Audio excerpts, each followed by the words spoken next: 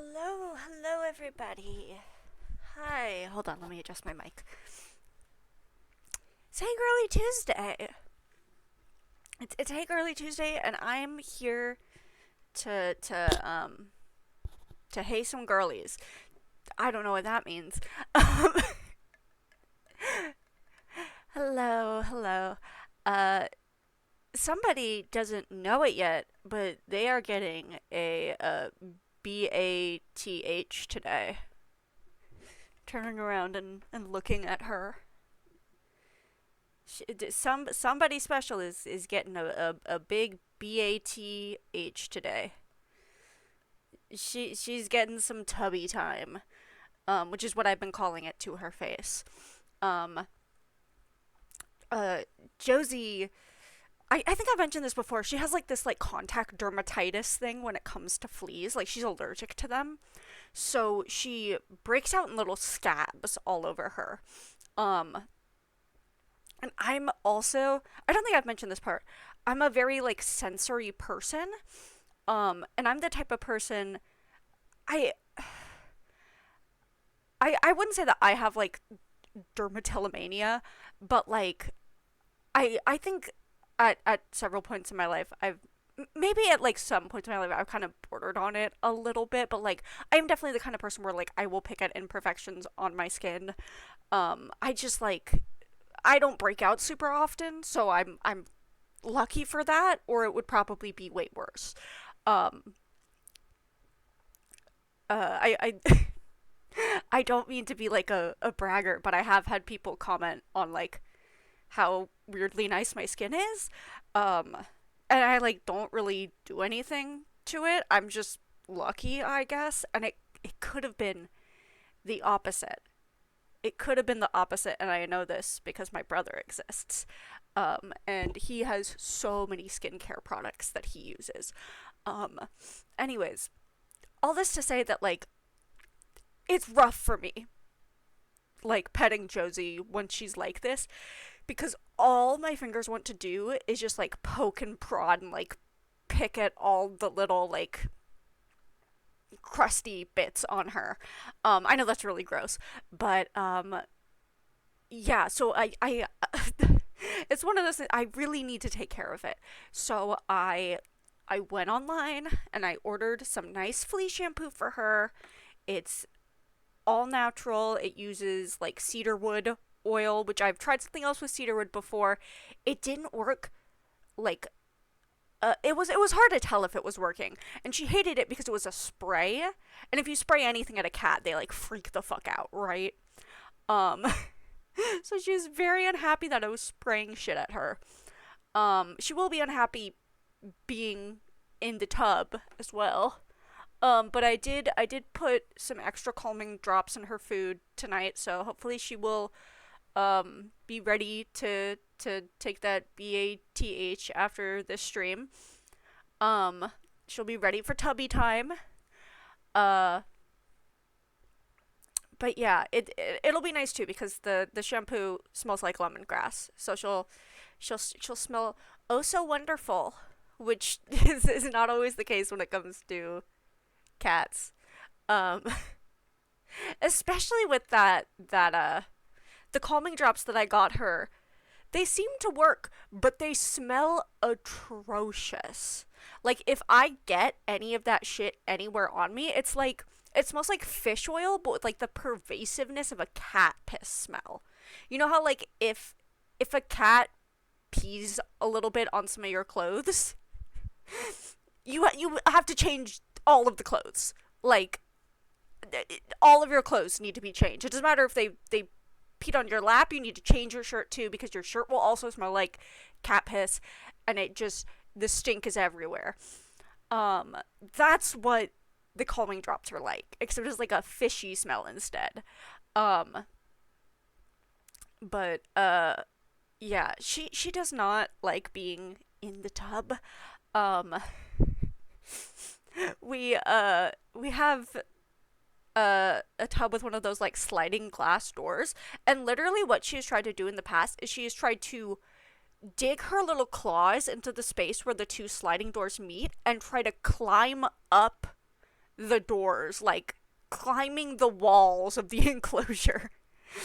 Like, and she doesn't get far. But the thing that sucks about that is I have to like pry her out of there. And I'm like scared that I'm gonna like, she's hanging on so fervently. I'm scared I'm gonna break one of her little toes. Thankfully, last time she didn't do it. And I also did some stuff beforehand where I like, okay, we're in the bathroom. I'm gonna give you some pets. We're gonna, talk a little bit. Yeah, okay. We're cool with being in the bathroom. Okay, now let's go in the tub. No water in the tub. We're just gonna do some petties. Okay, I'm gonna, turn the water on just a little and get my hands wet, and then I'm gonna pet you wet hand style. Get you used to that. And then, like doing everything like very slowly so she can just get an idea of what things are like. Um but she will just start howling. Oh my god. It's like I think Josie's loud normally, but during tubby time, it's something else. Um, hey, girly time. Hi. Um, I was just talking about I'm giving Josie a BATTH tonight. She doesn't know it yet. She doesn't know it yet, so she's chilling. She thinks she's safe. Um, but she's getting one. Um, what else? Oh, I right before I hopped on stream, I remembered that I had not voted today on the 2026 Sanrio character ranking. Um, and I encourage you all to vote in the Sanrio character ranking because it's very important to me. Even though the rankings I feel like don't change that much from year to year. It would be great to have a big upset. Last year had a really big upset. Big challenges sweep. I don't think big challenges has not been an option for some time.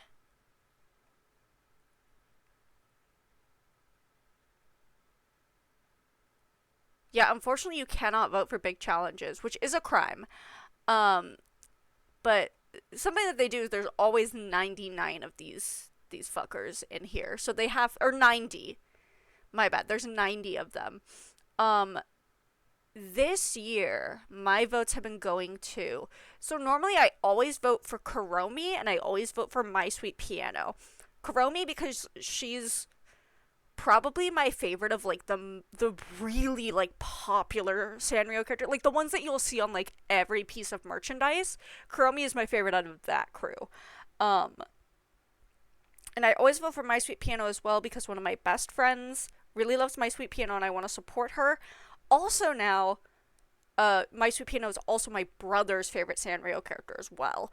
And that is because of the My Melody and Kuromi show that they put out on Netflix this year, which was absolutely wonderful. It's like a little stop motion animation show with like little like hand felted little like characters. So lovely. If you've ever seen Pokemon Concierge or Rillakkuma and Kaoru, it's in the like same art style. I think it's the same company who makes all of those. Um but really really good show. Um my brother watched it with his girlfriend and he fell in love with My Sweet Piano and just like ordered a bunch of merch of her for himself. It was real sweet. Um so I'm voting for both of them, but I'm also voting for My Melody this year, which I don't normally do. Um, but she really won me over watching the show. I love her so much more than I did before. Um, um, Also every year, my like, if I can only vote for one character a day, which is not how the poll works, but if I could only vote for one character a day, it's Gudetama. I love Gudetama so much. You guys know I'm afflicted with sleepy bitch disease, so I relate very heavily to Gudetama. I have a ton of Gudetama stuff that I own. I wouldn't say that I'm like a collector, but I do enjoy Gudetama's wares quite a bit. I was Gudetama for Halloween one year, which is how I fell in love with Gudetama. Um, one year for the uh anime club Halloween party, I was like, you know what? Kigurumis are starting to get popular. I want to buy myself one, and the cutest one that I found on the website that I was browsing was Gudetama.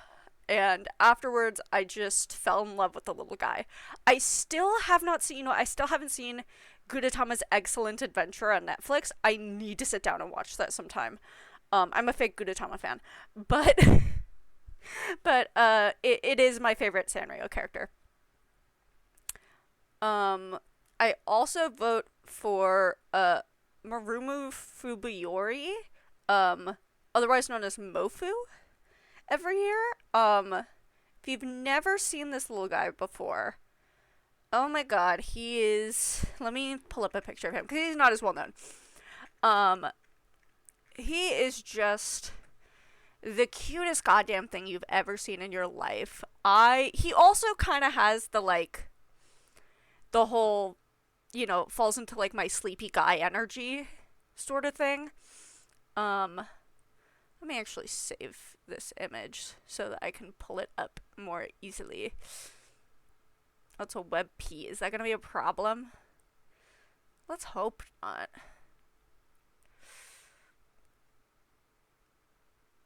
Yeah, I think it is going to be an issue. Wait. No, that's a media capture image. It's still going to be a problem. Okay. Save image as. Don't I have a frickin' plugin for this that's supposed to make it so that it's.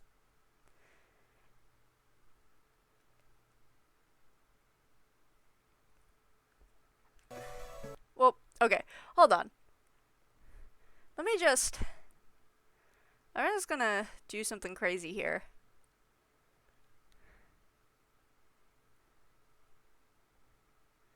Here we go. This is Marubu Fubiyori. Look at this beautiful, beautiful guy. Hopefully there's nothing on my screen right now that's like completely like doxing me. I think it's fine. But this is Marubu Fubiyori. Here he is. I think this is what he looks like in Sanrio Pearl Land. Um, he's a little guy. He has a blankie. He's a little bear with a blankie, and he has lots of little pillows and friends. He likes mochi.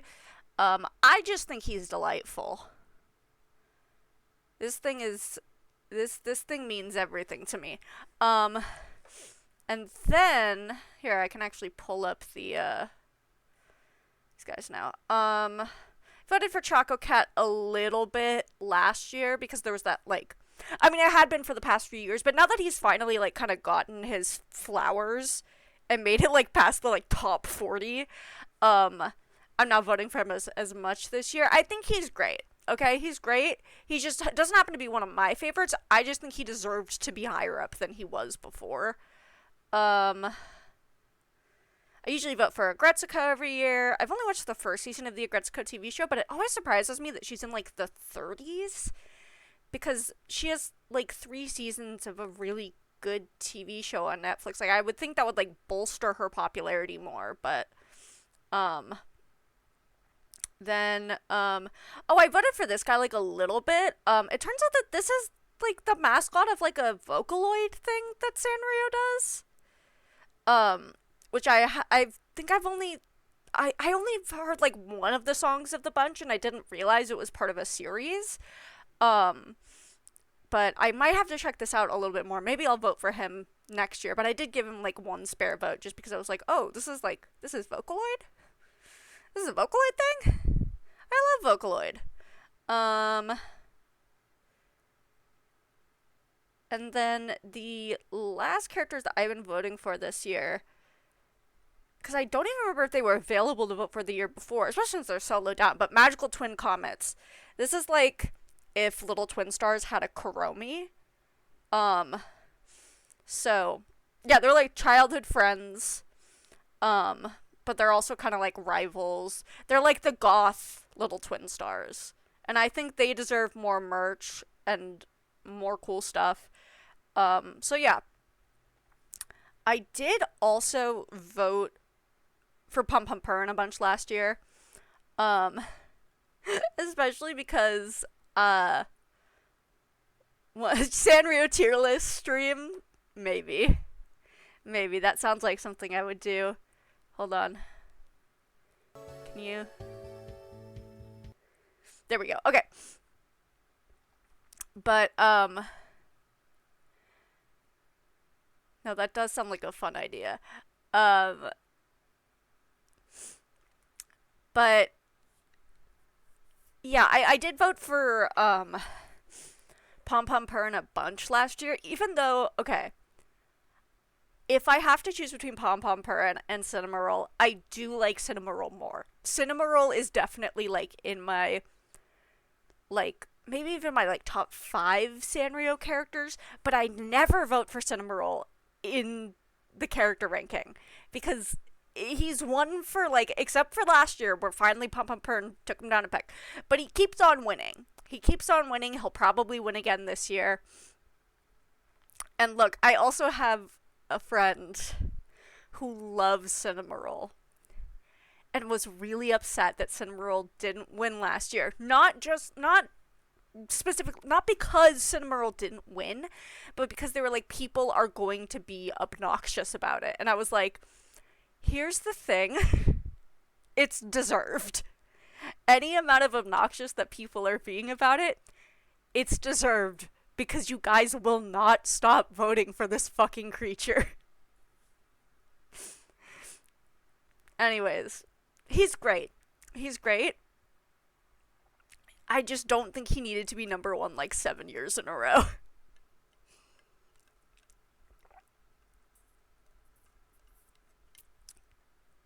Anyways, only other thing, my wrist has been hurting. I don't know if it's from streaming or if it's because I took up rhythm gaming again recently. It's my left wrist, which is always the one that starts. You would think it would be the right. You would think it would be because I'm not left-handed. So you'd think it would be the right, but it's always my left for some reason.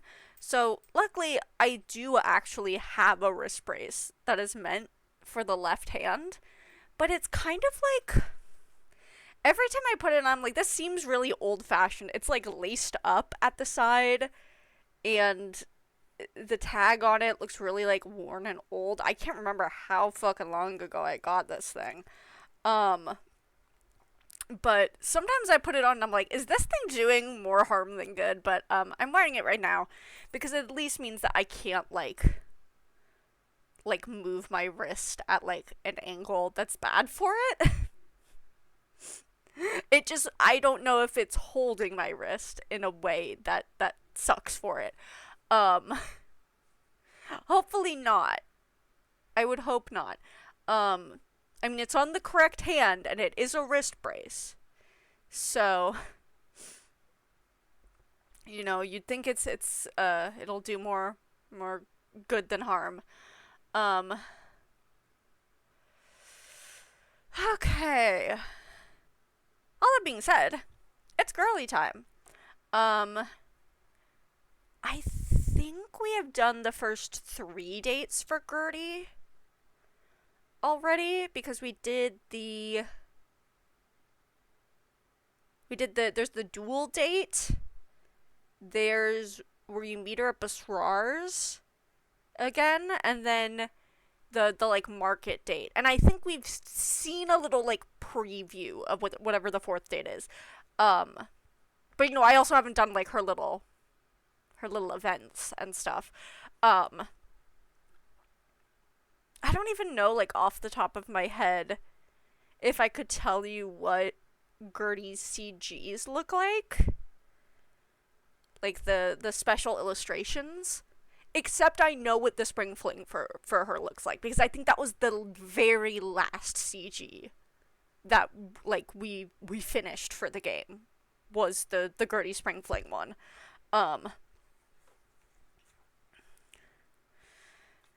So I definitely remember that. Anyways. Also, I encountered a glitch that doesn't matter at all. You can see that the Hey Girlie logo is not completely opaque.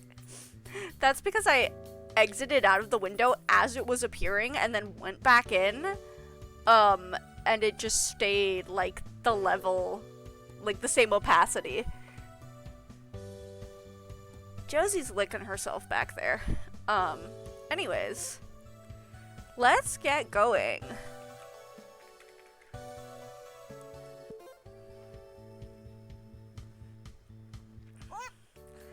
Okay, What the fuck, man? oh, I've continued to play Tomodachi Life. Sorry, what was that? That shit is very fun. My turn is full. I finally decided to add some men Fancy seeing you. to my island. The first man that I added to my island, I don't know if I'd call him a man, maybe a boy. Listen. I added Bibble from Barbie Fairytopia, Dude, serious? who is, Sorry, what was that? I hate Bibble with all of my heart and soul. But it was just that thing where, like, I thought of adding Bibble, like, the moment that I thought of Bibble and Tomodachi Life at the same time, I was like, oh no, he needs to be on my island, because it's so iconic in my friend group how much I hate him. We did several, like, Barbie movie nights as a friend group, and I literally, both times, cried over how much I hate Bibble. Obviously, I was, like, extremely sleep deprived both times that it happened. But, like, he gets on my nerves so much. So I made him in Tomodachi Life. And of course, he immediately became friends with me. And you can, like I said, you can set little, like, nicknames for what the characters call each other. So, I call him Motherfucker. Because once again, there are no filters in Tomodachi Life, so they'll let me do that. Okay. Anyway, so we're gonna woo Gertie. I want to make things up to her. That's actually really sweet, Kristen. It'll be a challenge, but I know you're up for it. Okay. I'm ready for my first date. Okay. Yes, we are going to school. Ping, you got a Crystal text. Sorry, accidentally double booked with club meeting. We'll try to leave early if I can. Riz is literally my favorite fucking character in this show, and I have not nailed down what kind of voice I should do for him. It reminds me of, there's a, yes, Josie, hi. She's meowing. I think it was the most recent Allie Beardsley Adventuring Academy. It was like the one from last season. They were talking about the first season of Fantasy High and how nobody really does any, like, crazy character voices in that. Like, Lou's Fabian voice is the biggest swing. Everybody else is doing something really close to their normal voice. But Allie said, apparently, I might have mentioned this in a different Hey Girlie stream. Apparently, Murph was originally going to take a really big swing for Riz's voice, and then decided to back out of it. So I can only imagine what that would have sounded like. I think Allie might have done an impression of it, but I don't remember. That was also the same episode where Allie talked about giving Siobhan an oregano oil pill that made her throw up during Crown of Candy. Okay. Which club? Cleric classes, new quests, college apps. While junior year ended with a devilish domain being summoned to Elmville, the work and stress of senior year might just have you wishing for the eternal abyss. It's suffocating sometimes, just thinking of all the responsibilities you've committed to. That's why you and Riz had plans to meet up at Fabian's after school for a lo-fi study night. Sure, you'll probably spend half the night blending cocktails out of random ingredients you'll dig out of one of Fabian's bazillion fridges. But as long as the ball's around, you're guaranteed to get some work done. The two of you work best when you work together. You bring the big ideas, and Riz brings the notebooks, pencils, scratch paper, and folders to organize it. Which seems like an even split of responsibilities to you. It's a few minutes before Riz pings you back. Weird. You follow his directions to the club, thinking nothing of where you're going until you hear the buzzing. Oh, my nemesis approaches. Oh, I love her. Hey, Gertie. Sorry to interrupt. I accept and appreciate your gracious apology. President Applebee's, I must insist that Apiarist Society's meetings are only open to those who can actually commit to the club. That feels like maybe you're talking about a different kind of commitment, but okay. Right, totally. Yeah. But what happens if you're genuinely not sure if you can commit? What if you're interested in a lot of different clubs? How do you know which ones you should actually join if you don't try them all out? You were with your cat? How's Rowdy? You need to tell me immediately. How is he? How's the baby boy?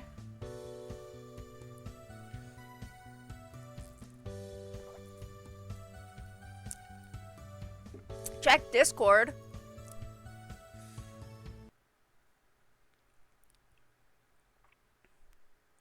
Oh my, right now I am looking at a picture of a cat in a tunnel, a little like tube, and he has a plush kitty with him that looks exactly like him. They might as well be twins.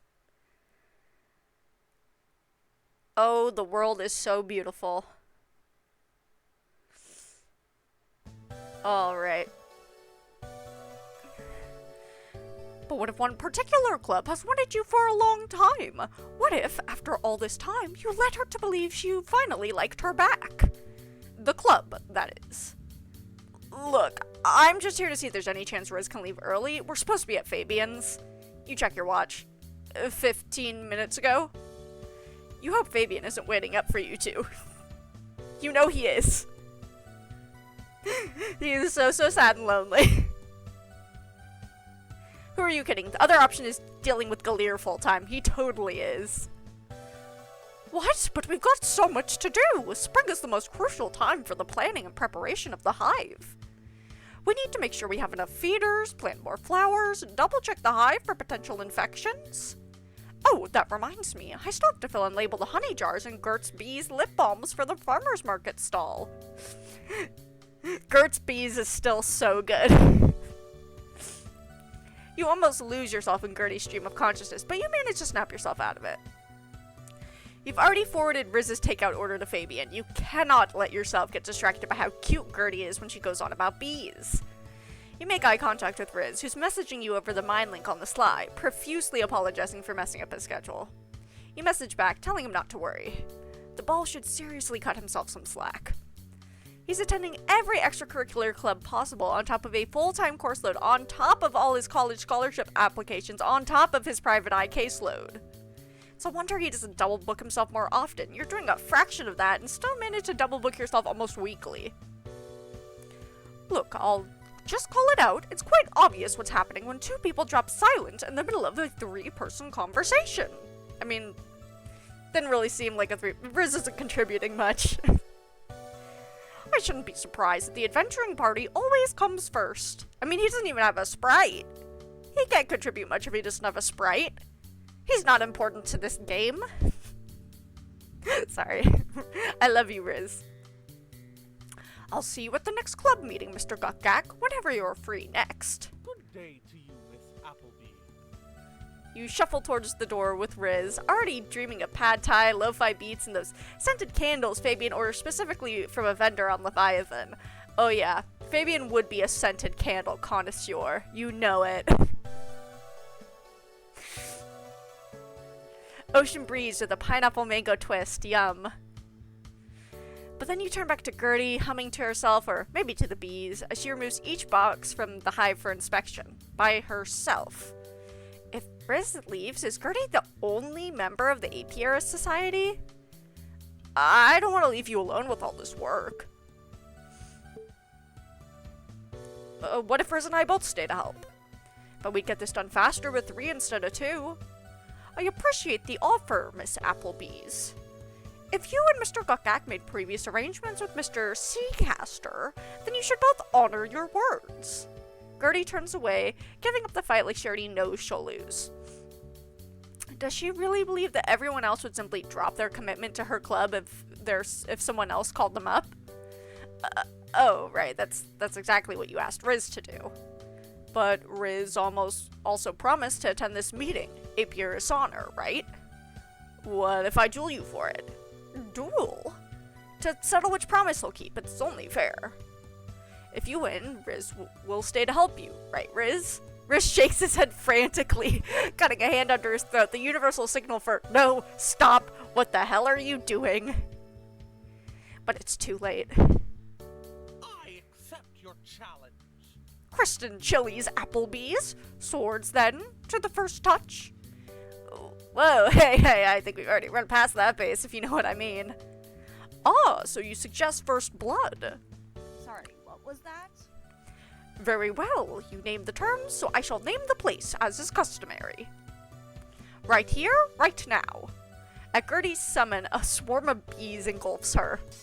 A shield of finely weaved but durable-looking gossamer appears in one hand, while the other reaches out to catch a sword, gleaming with the sheen of honey gold. Stinger, come to me. I love the design they chose for Gertie's sword. It's so lovely.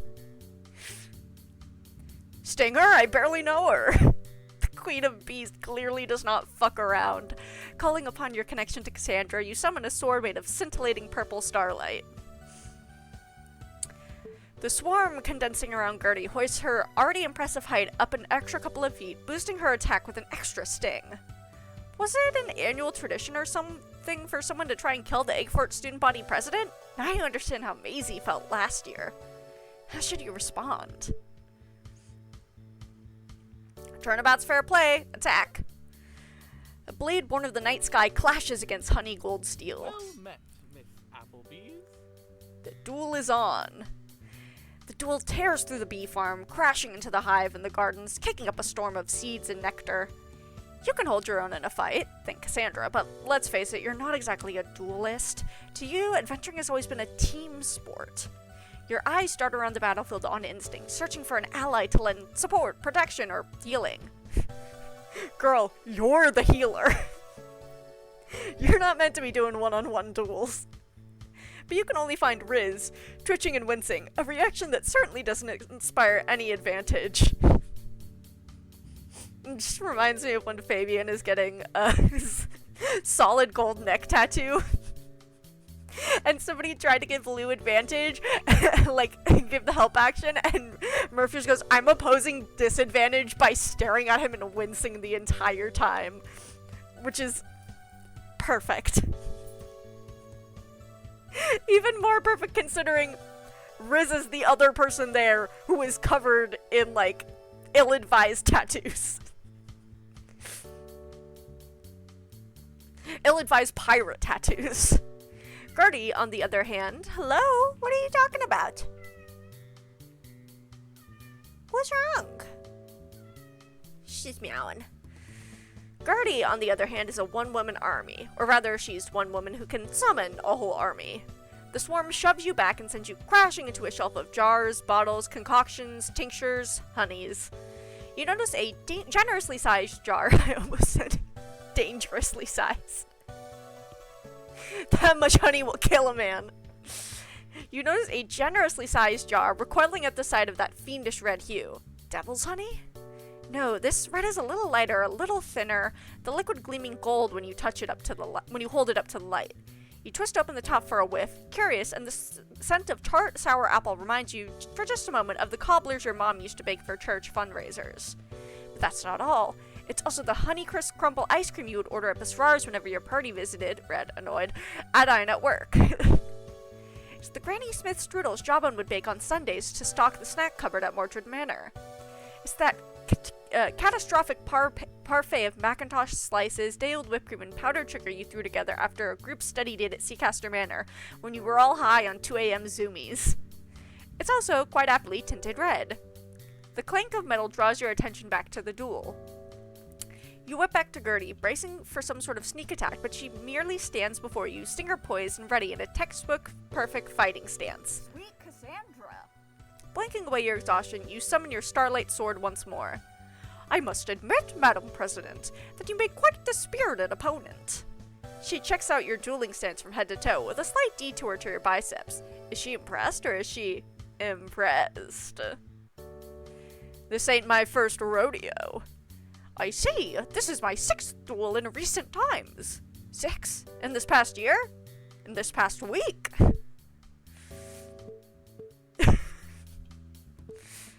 I bet they all had it coming. You mess with the bee, you get the sting. Honeybees do not attack unprovoked, only when they perceive their hive to be in danger. In that case, they'll also release pheromones to alert the others. It's also a misconception that a worker bee can sting only once.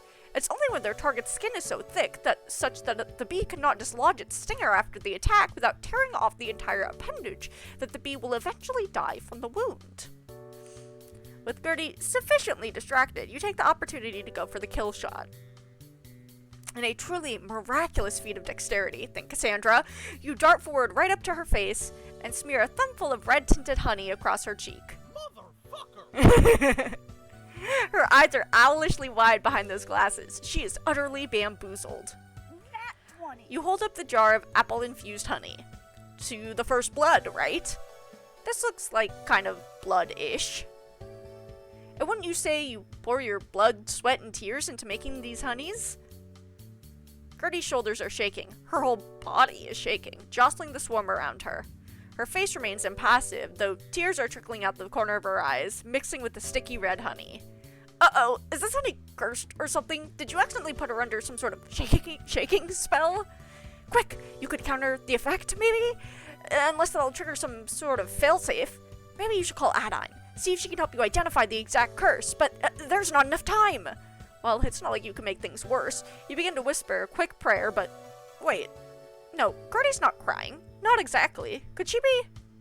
Gertie bursts out laughing, unable to hold it in much longer. Are you good? Are we good? Composing herself once more, Gertie sets Stinger aside. Regarding the conclusion of this duel, however unorthodox it might seem, I consider this business, as well as my previous vow of vengeance, well and settled. Huh, in the time it took for you to duel her over whether Riz should stay to help, you three probably could have breezed through all those beekeeping tasks. I disagree. Come again? Our business isn't finished. I mean, I drew first blood, so to speak, but I never said what I want if I win. Go on. First, I want to help you clean up this mess. Then I want to help you with preparing the hive for spring. You make the first effort to start organizing the honey jars on the shelf. The bees hiss. You didn't even know bees could hiss, but here they are, hissing. Gertie calms them down with some soothing humming. I appreciate your effort, Miss Applebees. Hey, what are nemesis for? If you really think about it, ex-nemesis are just friends you haven't killed yet. Actually, don't think about it. X, you say? Post-duel adrenaline fades into soft teasing and gentle ribbing as you, Gertie, and Riz clean up the collateral damage.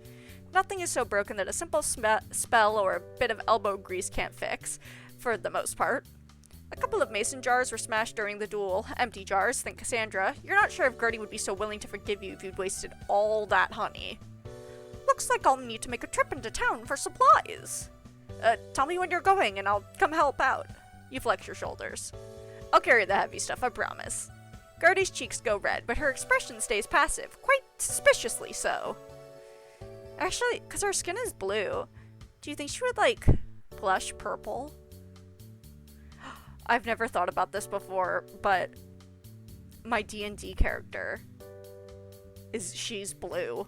She has blue skin. Oh my god. She would blush purple. This is an incredible revelation. I'll have to think on this further. Thank you for the offer, Miss Applebee's, but I have my own routine for supply runs. I make a whole day of it, with dessert epissoirs for a final treat. I'm quite certain I'll be fine on my own. Of course, but if I just happen to see you in town, and I happen to have some free time... Gertie's lips twitch. She looks less guarded for sure, but maybe it's still too soon to take an ex-nemesis for ice cream. Sure, Madam President, if you say so. As you bid your farewells and leave for Fabian's, you feel your mind settle, reassured by the fact that you've mended something tonight. Your heart, on the other hand? What is this feeling, tingly and fluttering, that seems to set your whole body abuzz? Kristen, I heard you were hanging out with Gertie this week. Heard from who? It doesn't matter. Tell me everything. Not too bad, at least once the duel was over. Cassandra's eyes widen. You dueled? Yeah, to first blood. And this was good to you? You laugh. No one actually got hurt. I found some reddish honey that kind of looked like blood and smeared some on her cheek. Nice thinking. And then I helped her clean up from the duel, and it was nice, comfortable. Maybe you'll see her soon? I hope so. Cassandra squeals. Cute. Okay. Was at school. President Applebee's reporting Okay. for duty. Kipper Lily real quick. What are you doing here? Kipper Lily, I miss you. Right. This is. Oh, this reminds me. My, Whatever. other friend has made his Tomodachi Life island And that's primarily what I'm going Fantasy to- High themed. He has Ugh, all whatever. of the bad kids. He has all of the rat grinders. He has, Ida and Aylwin. Man? He probably has some others that I haven't heard about. Huh, is that so? But lots of fun drama and such. He finally got his first couple, You know? What? Dude, seriously? which was Fig and Adine.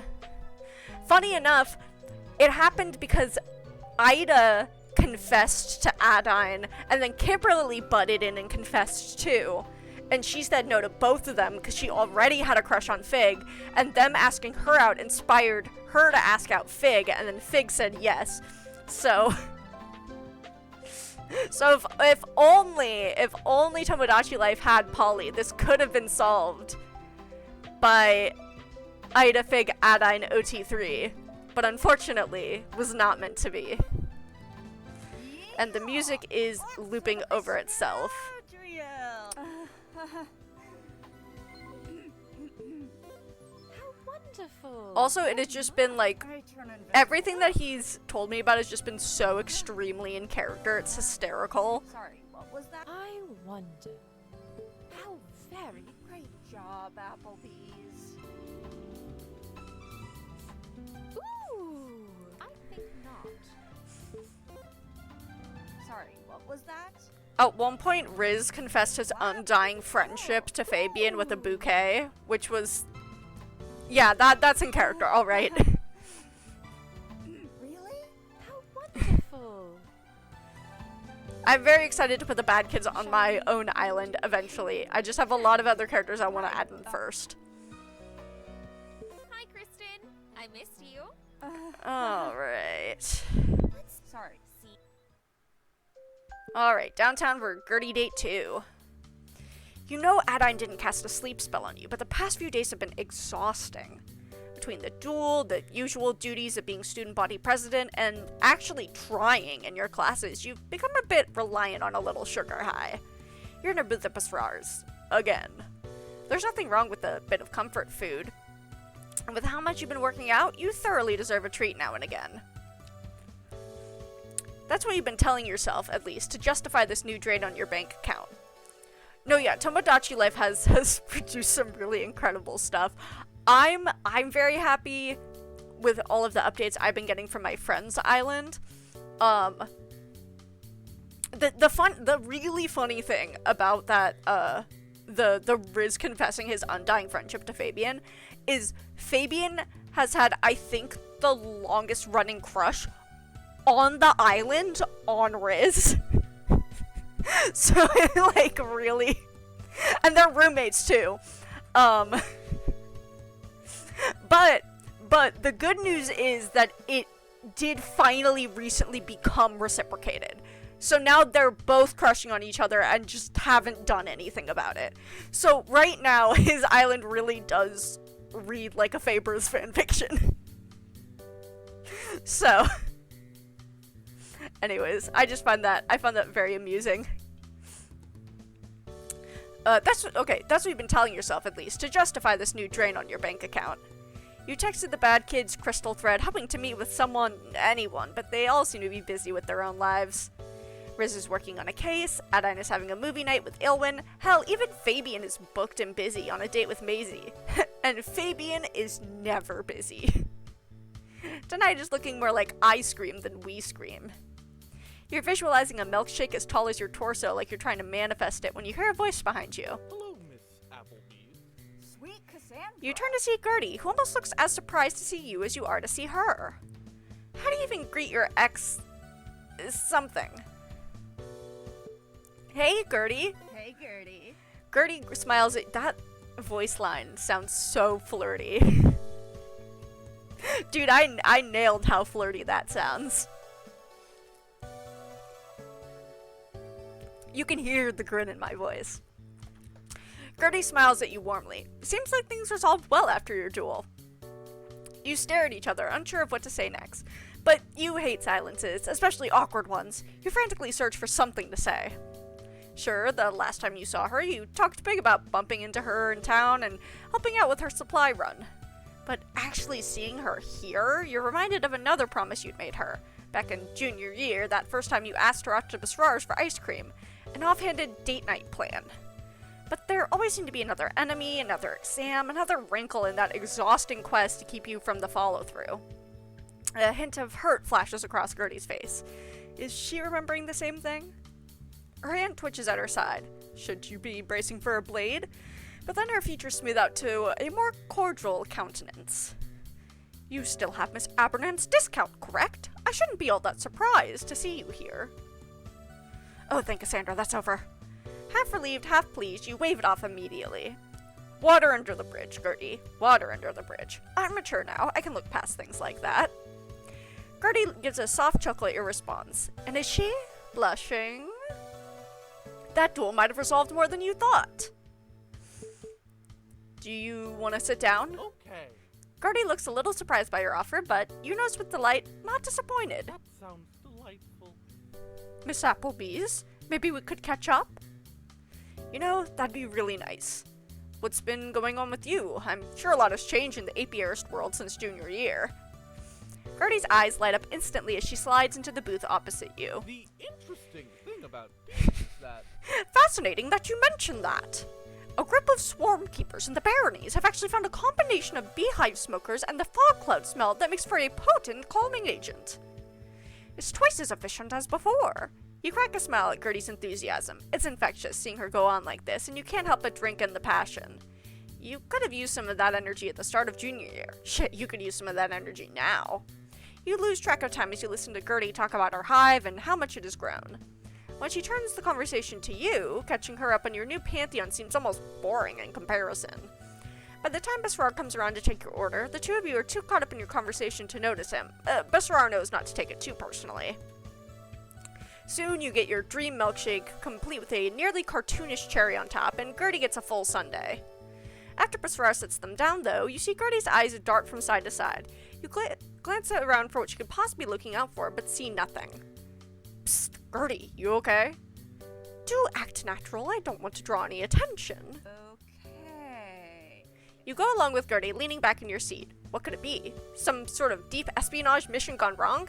An awkward old flame? One of Gertie's many nemeses? When you look back at Gertie, however, you see her pull out a small vial of honey. She discreetly pours it over her sundae. You try and hide the act from Basrar. Well met, Miss. Ultimately, you don't really help too much, but Gertie seems thankful for the effort. Gertie wraps up pouring honey on her ice cream before returning focus back to you.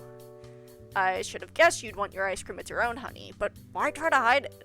Gertie shuffles in her seat a bit. I enjoy coming to Basrar's, Miss Applebee's. I enjoy the atmosphere, I enjoy the food, and sometimes I even enjoy the company. You try to hide your blush. But I find that sometimes my passion for quality honey can offend others, even when I don't mean it to. She gestures over to Basrar, who's preoccupied helping another customer. And when you make as many nemesis as I do, you tend to try and value the few people who aren't against you. You listen to Gertie intensely, and it becomes clear to you that Gertie truly believes every nemesis she declares is an enemy, someone that is out to get her. You feel a twinge of guilt that she ever looked at you that way. I can imagine how that would make you feel protective. Gertie looks relieved to have your understanding, not judgment. Exactly, that's why I get so defensive, scared to lose the things I do care about. You rarely see Gertie open up like this. She usually seems so sure of herself and everything she does. But hearing her speak just now, you almost sense some doubt in her, something you know all too well. What about you? What's new with you? Nothing really, I guess. Same old Kristen. You try and play it off, but the question hits harder than you expect. And what does that entail, Miss Applebee's? Every time I meet you, I almost feel like I'm talking to a different person. You take a minute to think. You do tend to have a couple different personas you rush to when talking to people. You ping-pong between suave, goofy, uncaring, worst cleric, best cleric. She may have a bit of a point. I'm just wondering which one is the real you. You pause to think. All of them. Gertie nods. We are all different versions of ourselves, aren't we, Miss Applebee's? Being raised in the Church of Helio, I had to be someone so specific. I had to be this singular version of myself that was the perfect chosen for the corn god. When I was finally free of it, when I finally had a moment to just be me, I didn't know who that was. I didn't know how to act. I didn't know what God to be a cleric for. I guess I've always been looking for identity and belonging, something that feels right. And for the first time in a long while, I think I finally found that. Building this new pantheon with Cassandra and Encarna, trying to be a good cleric, a good student, a good class president. Gertie listens to you intensely while taking bites out of her honey-covered sundae. She's paying attention to you. Not just that, but she seems actually interested in what you have to say.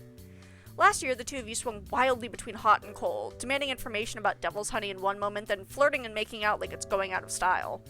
You never actually sat down and got to know each other properly before you, well, dumped her. You're starting to think you may have made that choice a little too fast. Talking with Gertie now, things feel different. Well, Miss Applebee's, as someone who's seen a couple different sides of you, whichever one you are now is quite enjoyable. When Gertie smiles again, there's a small twinge in your gut. Quick, before you feel anything too deep!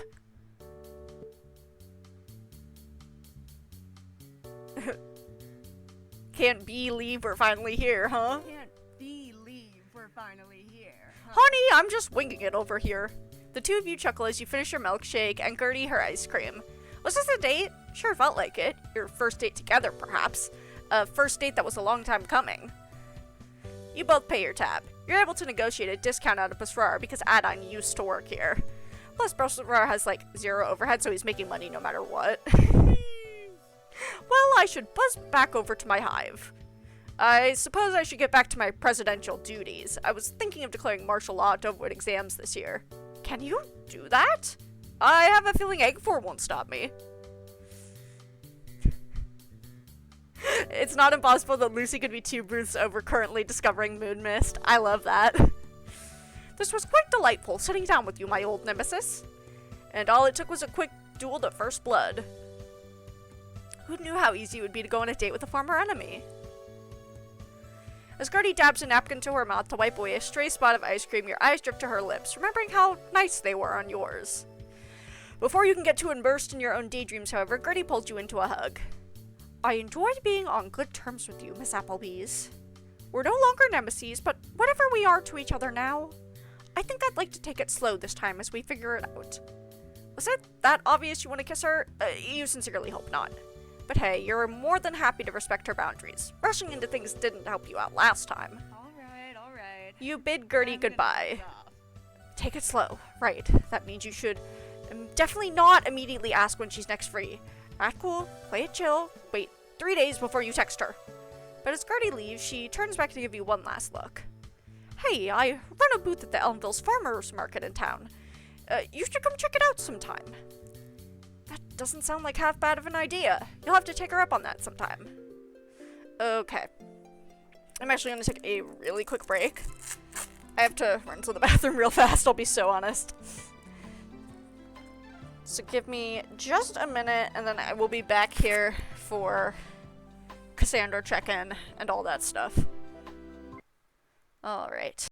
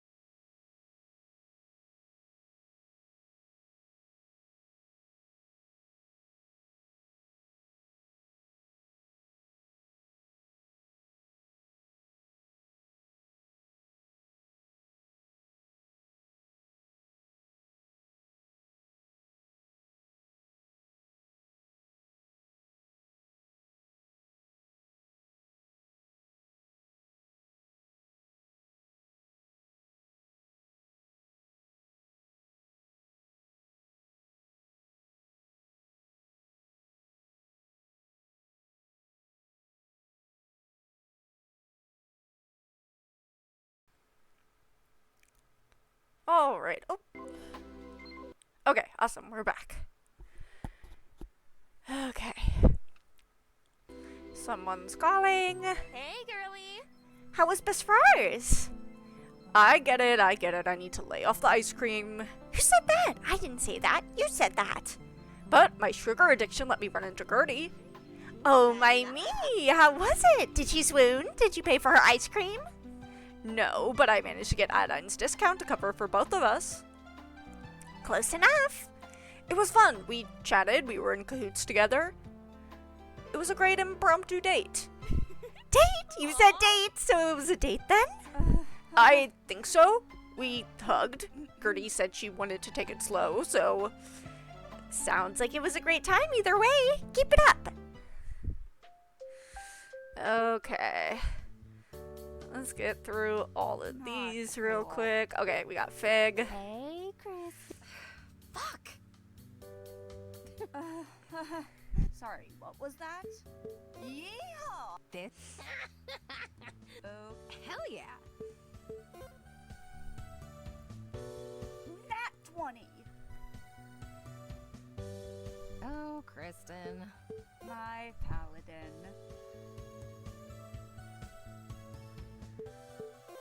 Okay. This is... I keep looking at Boggy and Edgar up there. They're so stinking cute.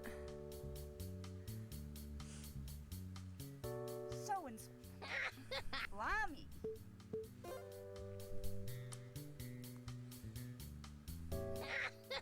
Sorry. Oh, Chris. Bye. See ya, Fig. Ring, ring. So that's... Alright. Music's looping again. Okay. Blimey. Salutation. Adriel. Oh, goodness. Right. How wonderful. So inspiring. Do you have... Uh, Oh. Do you have games on the phone, Kristen? So that's, I think not. Ooh. Ugh. this is What? Ooh. It's like my papa. How wonderful. okay. Ooh. Okay. Blimey. Oh, we're almost there. We're almost to museum time. Don't worry, guys. Ooh. Fascinating. Oh. Sweet Cassandra. Oh. Google Maps for PSP. Okay. Perhaps Solace is Kristen. I must. Sorry. Well, Ring, ring. God, Nara's route is so funny. I miss Nara. Okay.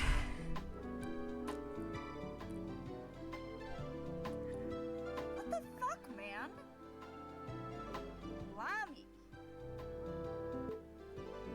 Okay, Gertie time. As everyone disperses, you find that all the bad kids drift off in different directions. Riz seems to be investigating ancient artifacts from other realms. Adine finds an exhibit entitled History of the Future, Oracles of the Past, and takes off. Fig is nowhere to be seen. What kind of museum is this again? You more or less find yourself wandering from exhibit to exhibit. Museums were never exactly your thing. Reading? Learning? If you wanted any of that, you would have become a wizard. The museum ends up feeling more like a labyrinth. As you drift from place to place, you see less and less classmates. The hustle and bustle of an entire school of adventurers fades into an almost eerie silence.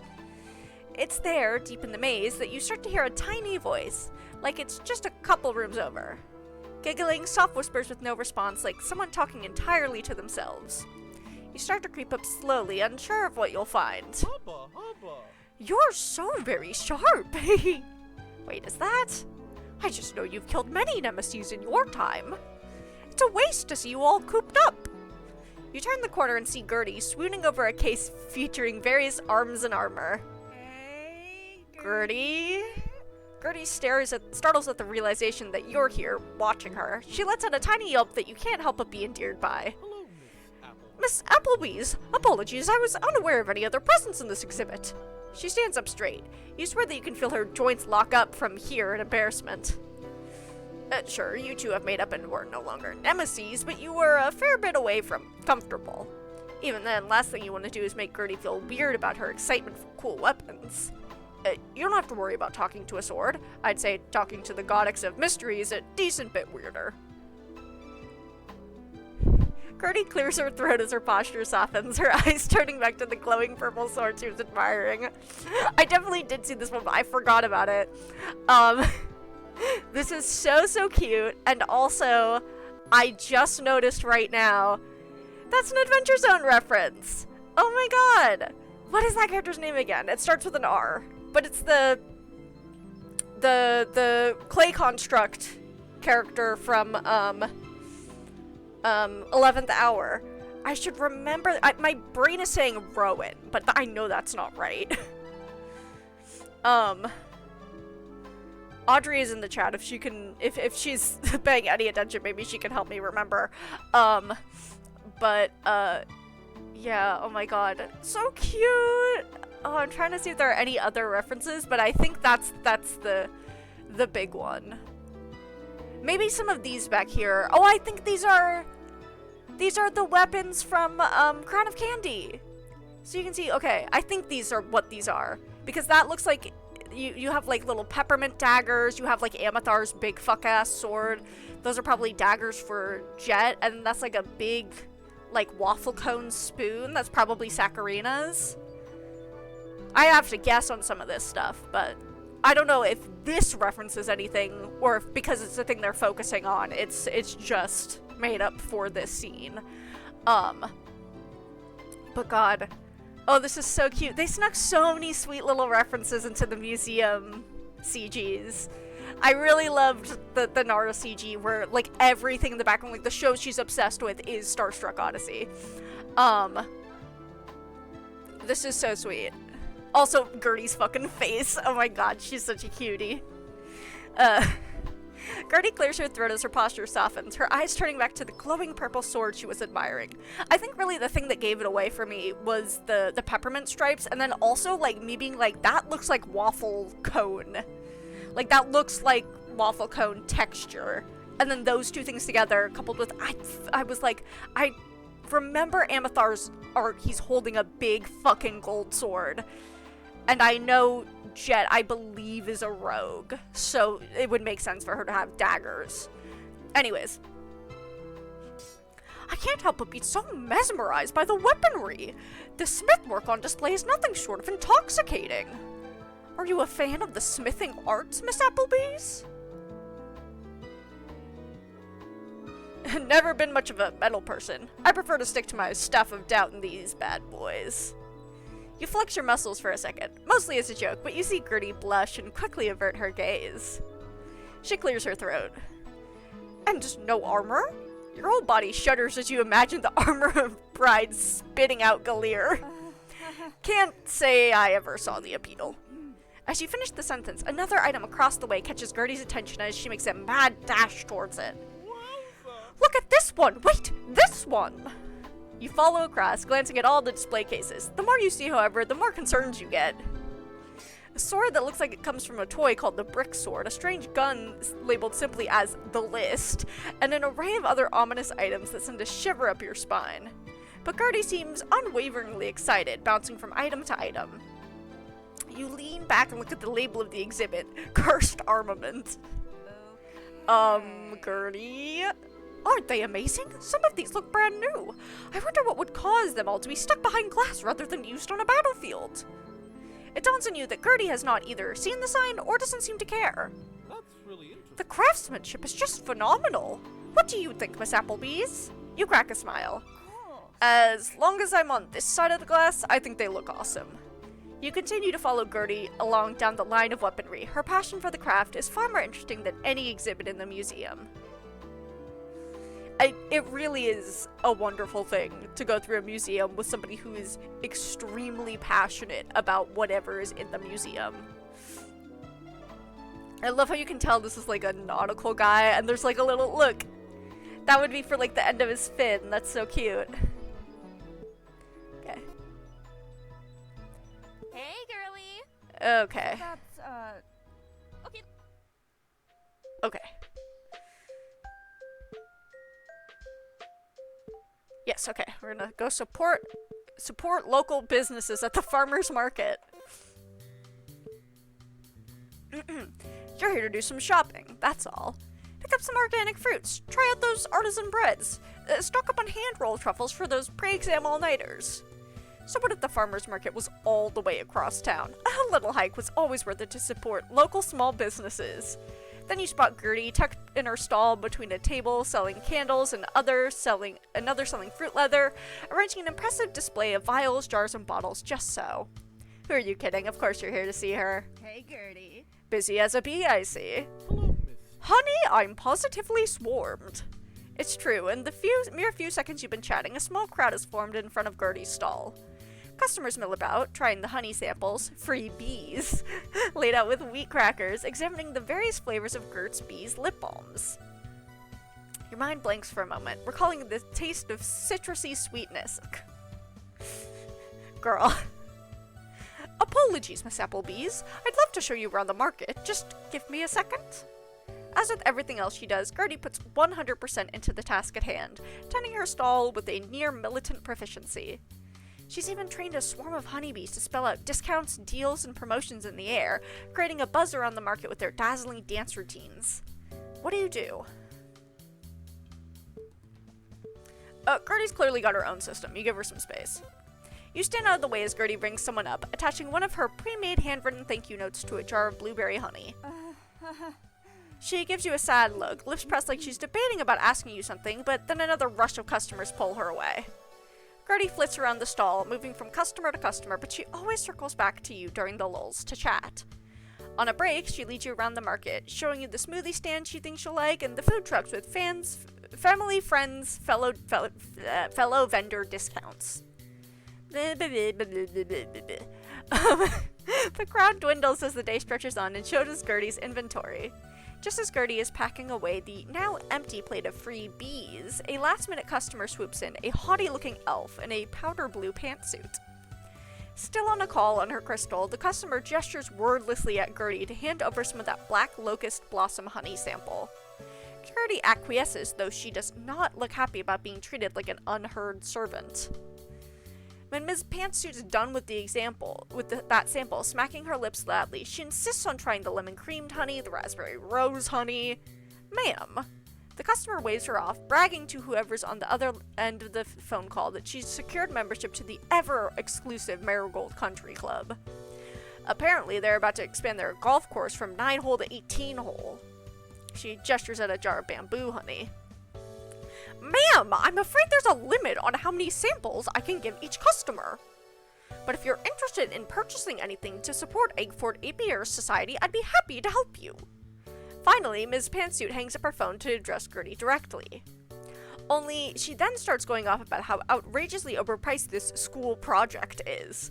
Yet you spot her badge that identifies her as an executive spellcaster consultant, whatever that means, at KVX, so you know she must be making bank at the bank.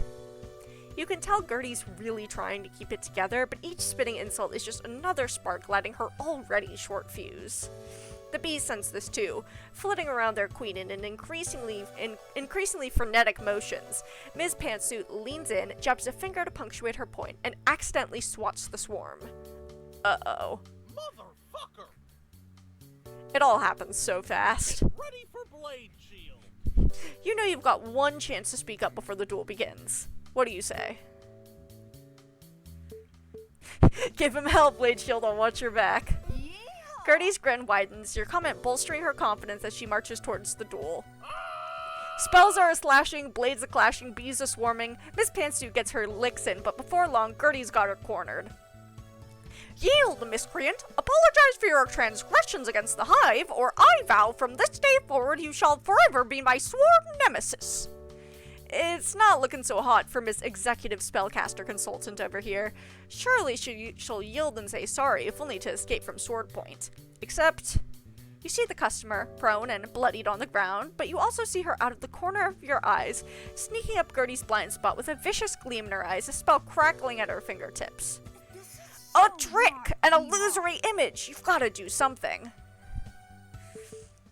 Oh no, you run to protect Gertie! You cast an abjuration ward, weaving a star-studded stream of magic around Gertie as a shield. She blinks, eyes wide with grateful surprise behind her glasses. You retreat off the battlefield, but Miss Pantsuit's already calling off the duel, citing interference as an excuse to avoid admitting defeat. Yielding the fight, but still refusing to apologize, Miss Pantsuit throws a nasty glare at Gertie before teleporting away in a huff. The duel's over, but you get the feeling the battle's just getting started. But that's a problem for future Kristen. For now, you focus on Gertie. Your girl dealt quite a bit of damage, of course, but how many hits did she take? Gertie catches sight of your worried expression. Thank you for your concern, Miss Applebees. I can assure you that I am perfectly fine. I still need to give you a checkup. Cleric's oath and all that. If you insist. Who am I to keep you from your vow? As you check over Gertie, an alert comes in on her crystal. What's going on? Someone left a bad review on my honey. Where? Everywhere. You watch her scroll through review after review. Dual Advisor, Rate My Nemesis, Yelf, Good Bees, Letter Hived. Every single one claims that the honey produced by Eggford Academy's Apiary Society is overpriced and subpar. There's even one comment left on the farmer's market's website demanding that Gertie be removed as a vendor. Not All anonymously published, of course. It's a shame you never got the name of that KVX spellcaster consultant. If only you had some sort of alert or app to help you track your nemesis. Tilting her chin up gently, you're reminded to take Gertie's eyes and mind off of the haters. Miss Blade Shield, I'm afraid I've reached a diagnosis. What? What is it?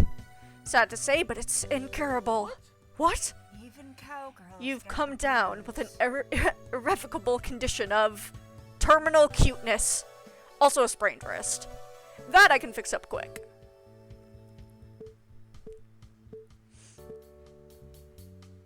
Be careful, neither of you are going anywhere soon. That's very kind of you. You are diligent with the medicine. Oh, sorry. I thought that was Gertie. I thought that was Gertie complimenting my skills. You are diligent with the medicine check. Spell damage can be a tricky thing to undo after all. Gertie watches you very closely, looking touched by your meticulous attention. You're all clear. Physically, at least. Gertie smiles, pushing her glasses up as she takes you in, as though seeing you in a new light. You can relate to that feeling. Sure, you've literally had your tongue in her mouth, but this, taking time to care for someone, feels much more intimate. It seems to take you both by surprise, the strength of your concern for her well-being. And it's not just about worrying over a sprained wrist. Even though Gertie's all healed up now, you can't help but fuss over her, wondering just what's going on in her head. Can I ask... Sorry, I just saw that sticking out, so might as well save. Not that the bitch didn't have it coming, but what compelled you to escalate to a duel? A pause as Gertie collects her thoughts. It seems she's not quite used to talking about this. Has anyone ever asked? I suppose whenever I feel something big, anger, outrage, hurt, it's as though I can barely contain the emotion. I'm compelled by this need to get it out, to do something. Perhaps I have a tendency to escalate, but is it not better to settle such disputes on the spot rather than drag out the bitterness? What do you think? I'm happy to listen if you ever want to talk about it first. Well met, Miss Thank you, Appleby. Miss Applebee's. A beat passes, then Gertie's frowning at her, looking at her phone again, frowning. Forget her, I'm serious. I know I'm not a honey connoisseur or anything, but anyone can see the heart you put into the hive. If love's the secret ingredient, it's no wonder the honey you produce tastes so sweet. Well, what Actually, the hell secret's does in the this enzymes, remind the me of? acidity, the... She breaks off when she sees your face, your soft smile at her cute rambling. If you ever drop by the Apiary Society again, I can show you the whole operation. Oh. Oh, I thought those meetings were closed. Club members only. Well, I do know the club leader, or else I can always try calling in a presidential favor. Oh, I'm quite certain the president will favor you. Apiarist honor. That's good to know. I'm at the society most days after school if you're interested. I promise my stinger will be sheathed this time. My bees, on the other hand. You both laugh. Once you've hit a comfortable lull in the conversation, you give Gertie another cleric look over. She looks much healthier, less bruised, and not just medically speaking. Are you feeling better now that you've successfully, and quite dashingly if I might add, defended the honor of your bees? Of course.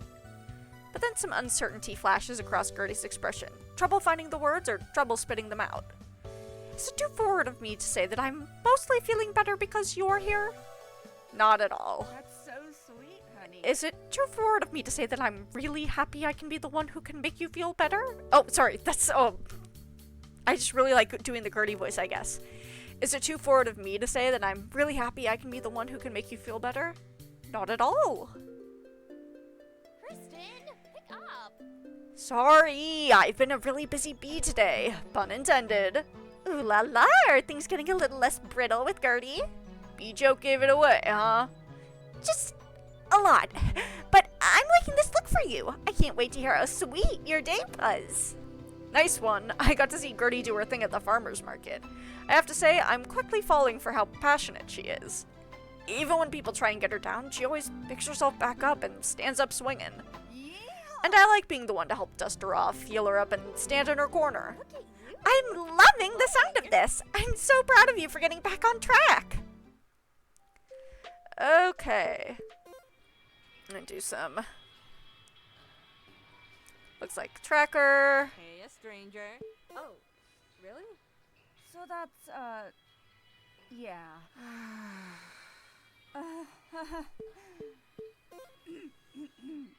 Right, totally.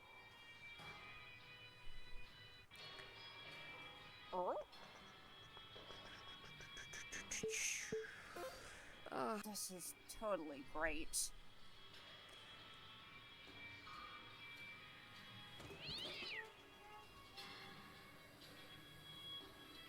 Nat 20! Duly note. I turn invisible.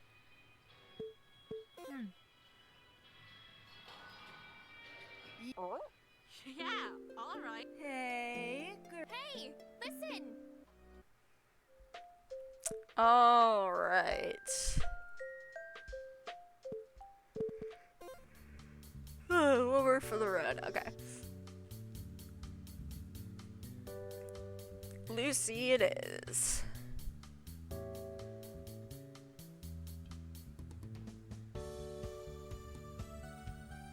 Hey, girlie. Oh,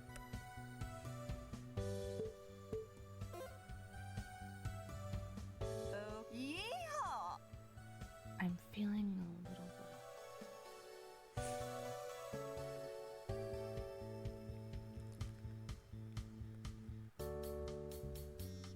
Oh, Venus, chill.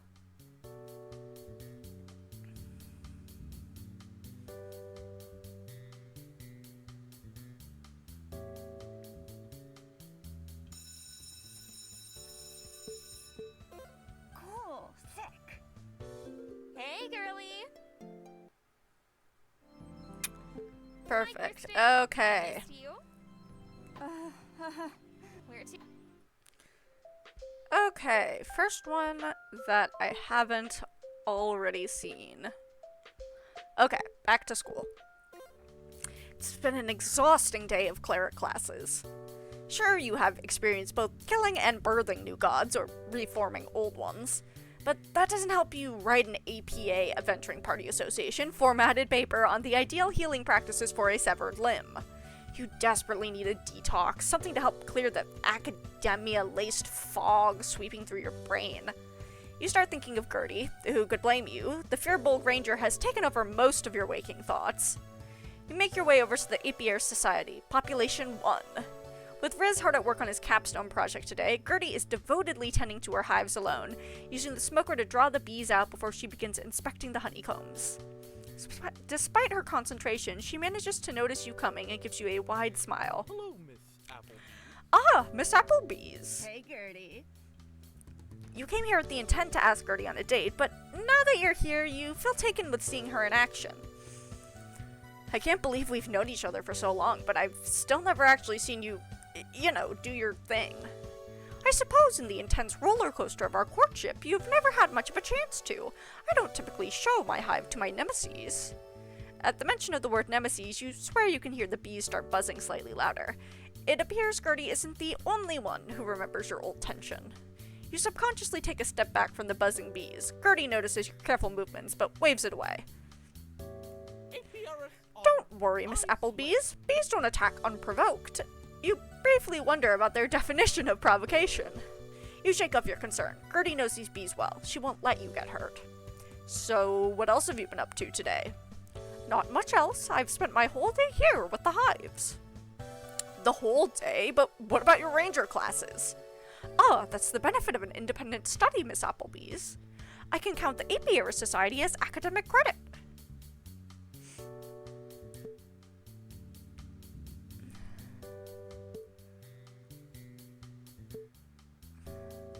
Must be nice to get class credit to do your own thing. Gertie bristles a bit at your comment. The apiary is my classroom. The bees are both my teachers and my party members.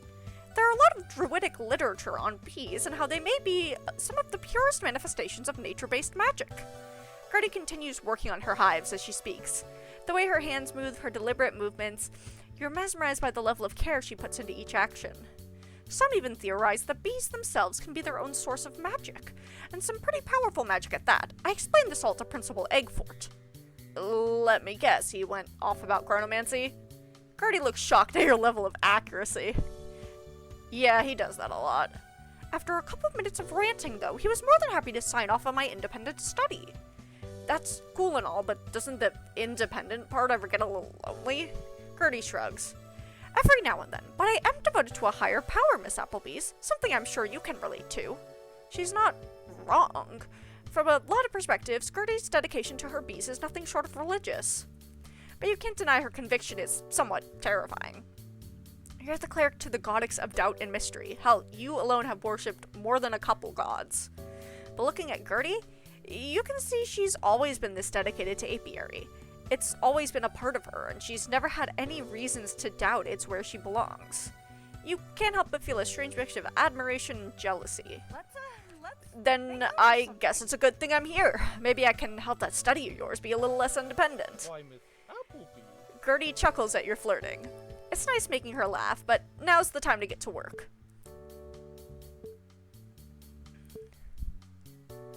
Ask Gertie the best way you can contribute. Gertie jumps at the opportunity. Such a great question, Miss Applebee's. It's all too common for new apiarists to get overwhelmed. The interesting It's too early for any honey extraction, but it would be a major help if you could inspect the hives and see which ones are overcrowded. We want to prevent any swarming. Gertie goes on to explain the signs of overcrowding and how it can cause the colony to abandon the hive. You listen intently to her explanation, but when it comes time to approach the bees, they still seem less than thrilled to have you on board. Their noises grow louder, more intense. Blimey. It's the kind of buzzing that one gives when their friend's ex tries a little bit too hard. Don't take it personally, but you should put on gloves. Only the most skilled beekeepers approach them uncovered. Take Gertie's advice. She knows what she's doing. You put on gloves before your approach. Their buzzing doesn't cease, but they allow you to check their hive without getting aggressive. Soon enough, you check all of the hives and feel lucky to find none of them are overcrowded.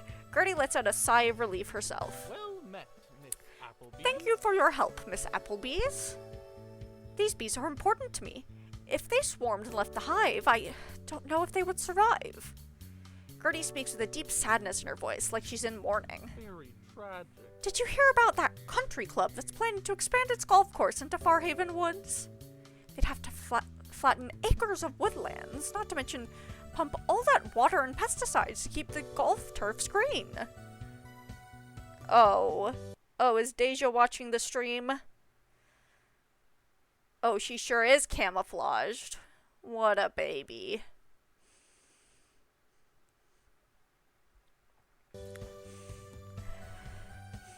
Then there are those big industries, mass deforestation, overharvesting, monoculture farms, destroying biodiversity and local ecosystems. Without diverse sources of pollen and nectar, the bees are forced into intense cycles of feast and famine.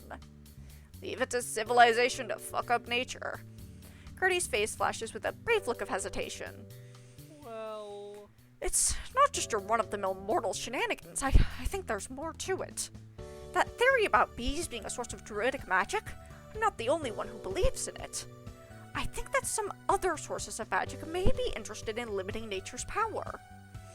As Gertie finishes speaking, it all starts to click for you. Single crop fields, greedy sources of magic. You know it before Gertie can utter another word. Helio, of course he would. Giant cornfields aren't just a symbol of worship. They're a way of suppressing druidic magic. This is totally An great. overwhelming sense of guilt washes over you. You know Helio isn't a great god, or even a great guy for that matter. Yet there always seems to be more shit to uncover. Like, you still can't escape him. Like, Helio will always be a ghost haunting you. Gertie must have noticed the look that crossed over your face. She goes to comfort you. oh, I know it isn't your fault, Miss Applebee's. Gertie lays a hand on your shoulder.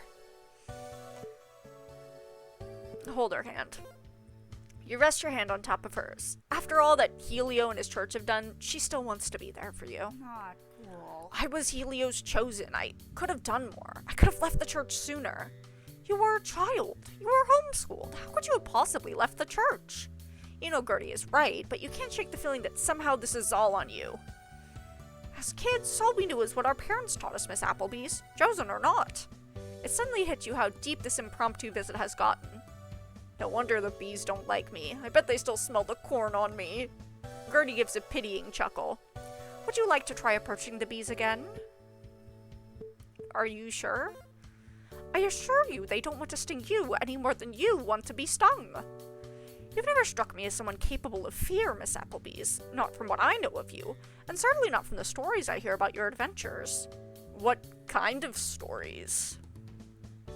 Everyone at Akeforth's always saving one world or another. People talk. Sometimes I listen. If I hear someone say something about the bad kids or you, I just remember. Aw, I knew you liked Aw, sounds like you had a crush on me. We've literally made out before. Still. All jokes aside, you knew Gertie had liked you for a long time. Long before you properly liked her, much to the detriment of your previous car crash of a rebound situationship. You two have been taking it slow this time, doing it right, but Gertie had crushed on the idea of you for much longer than she liked the reality of you. Can you ever make up for the difference? Fear isn't quite the right word. I'm not afraid of the bees. I just don't like the idea of messing up something you care so much about. She gives you a coy smile. Does she find your hesitation endearing? I don't need you to be good at bees. I just ask that you respect them. Make an effort for them. Gertie takes you by the hand and leads you over to the bees. Their buzzing speeds up as you get closer, signaling you to back off. Gertie, still holding your hand, carries it out towards the bees. You close your eyes and turn your face away, prepared for a billion stings. But the pain never comes. You feel Gertie let go of your hand as a new sensation takes over, a little tickle on the back of your hand and up your arm. You open your eyes to see a handful of bees who have flown over to you and are now walking across your hand. They aren't stinging you. They don't seem to even be afraid of you. They trot along, content. so inspiring. You can't help it as your face breaks out into a wide, toothy grin. Wowza! You look over to Gertie, who has stepped back entirely. It's just you and the bees. Have they forgiven you? For Helio? For hurting Gertie? Were they ever actually mad at all, or were you just projecting your own insecurity? You bask in the array of fuzzy little bees who carry no ill will towards you. You breathe a sigh of relief as you stumble back over to Gertie, doing your best not to disturb any of the bees as they start flying off and heading back towards the hive. Okay, maybe it wasn't so bad. Before you can even finish your thought, Gertie plants a kiss on your mouth. Oh.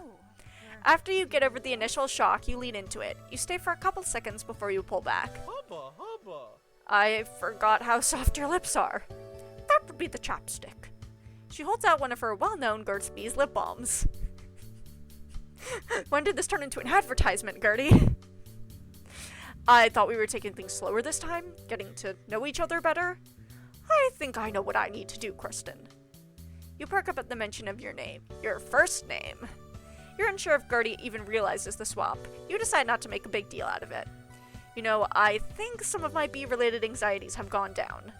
I'd certainly hope so. But maybe to build that positive association, I can get another treat.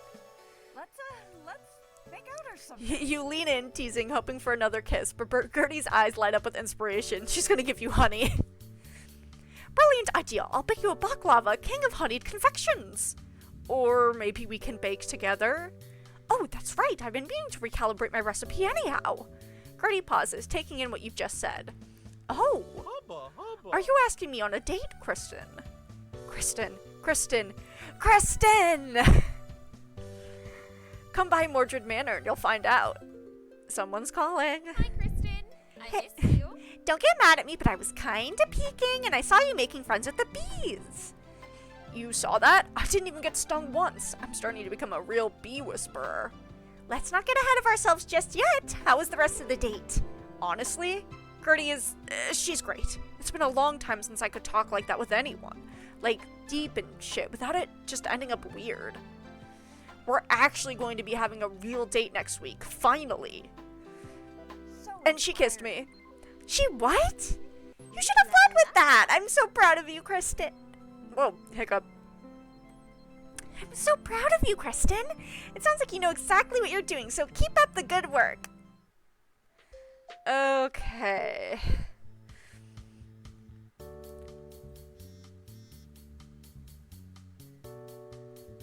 Oh, I guess Lucy wasn't discovering moon mist in the background. I turn invisible. Because she's discovering it now. Mommy. I mean, unless that ice cream binge lasted Interesting. a couple weeks.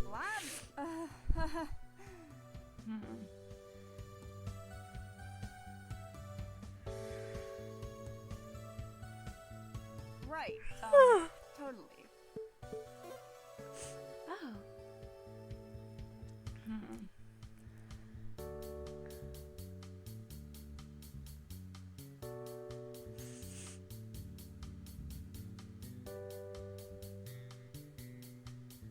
What?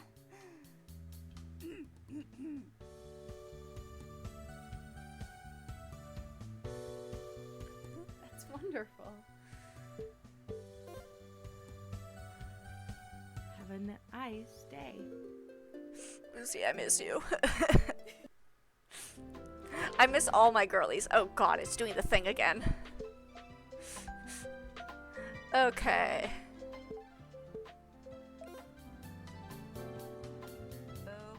Lam. Hey, Madam President. Oh, Kristen. Yeah. This fuck. Let's go. Okay. Resident Applebee's. So inspiring. Rock and roll, baby. Let cool. Sick. Nat 20. Okay. Dude, fuck you. Yeehaw. Not bad, Applebee's. Not bad. Oh, Kristen. Okay.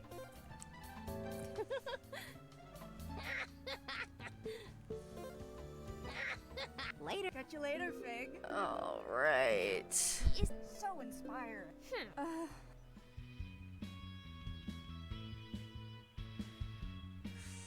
Alright. Nat 20. No, the connections So between inspiring. Helio, Let's, the world building is inspired. Okay, Gertie. After singing, well, screaming your heart out for hours, you break away from the bad kids for a second to go grab something to drink. You down bottles after bottles of Red Minotaur energy drinks. Girl, me too. Your thirst still isn't quenched until someone taps you on the shoulder. Hello, miss. Here, it's better to soothe sore throats. She hands you a bottle of water, infused with honey, of course. Hey, Gertie.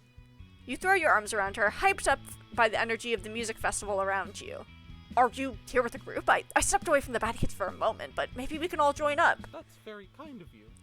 But I'm afraid I'm here on a solo quest. The interesting As thing everyone about knows, bees bees is that- communicate through dance. But why did that turn British at the end? But did you also know that the messages are composed not of just the visual components of movement, but also the vibrations generated by flapping wings? Lots of folks in the apiary community have experimented with soothing or influencing bees through music. There's one band performing at Gulapalooza that's particularly effective. A band? Gertie nods. Anytime I play one of their albums, the whole hive gets so happy. Nest territorial disputes go down, honey production goes up. It's a marvel to behold.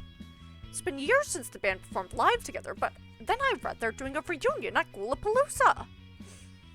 I'm not usually one for big events, but I promised the hive I'd come and record the set. They've been buzzing for weeks. Cool.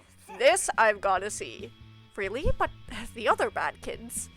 You could go all the way back to grab them, but part of you is pretty jazzed about spending some more one-on-one time with Gertie. It's just one set, right? I'll catch up with them later. Gertie's so sweet, researching music for her bees, but you wonder, what kind of niche, obscure, avant-garde band dedicates their entire discography towards the happiness of bees? But the crowd before the stage is pretty packed. Clearly this band's gotta be pretty well liked. A dark thought flits through your mind. What if there's some magical suggestion embedded in this music? Is this about to be a replay of last year's My Clerical No Man's performance? Then you and Gertie squeeze into a spot near the back and the show lights go up. The moment you hear that first chord, your face lights up. Yeehaw. ABBA? You know them. Doesn't everyone? ABBA is a total crowd pleaser, in no small part due to that jukebox musical. Put on an ABBA song at karaoke and the whole room will be able to sing along. The crowd presses in, lost in their revelry.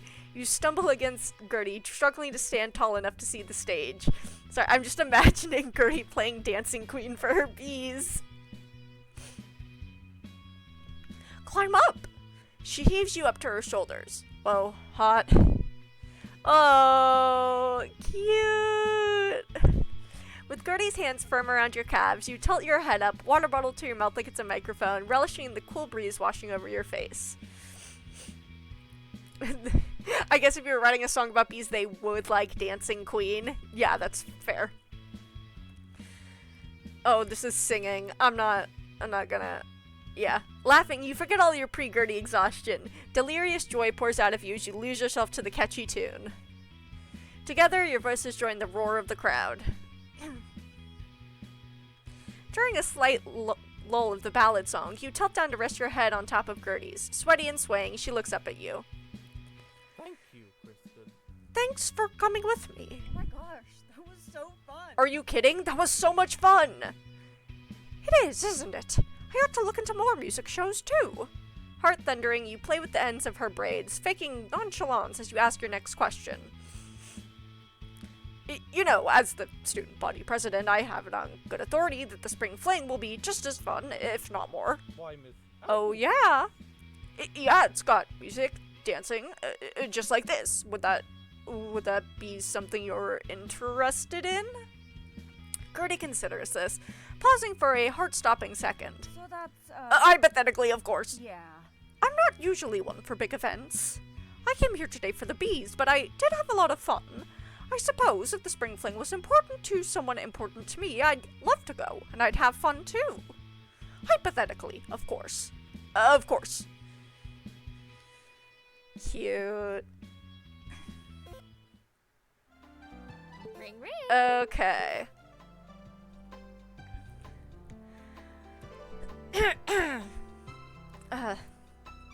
Well, this is a perfect time to stop because my throat's getting a little...